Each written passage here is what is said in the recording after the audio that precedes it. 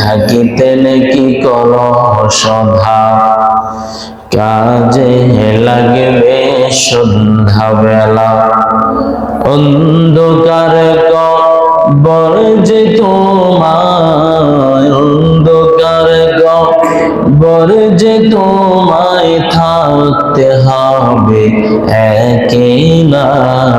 লা ইলাহা ইল্লাল্লাহ, লা ইলাহা ইল্লাল্লাহ, লা ইলাহা ইল্লাল্লাহ, লা ইলাহা ইল্লাল্লাহ, লা ইলাহা ইল্লাল্লাহ, লা ইলাহা ইল্লাল্লাহ, লা ইলাহা ইল্লাল্লাহ, লা ইলাহা ইল্লাল্লাহ, লা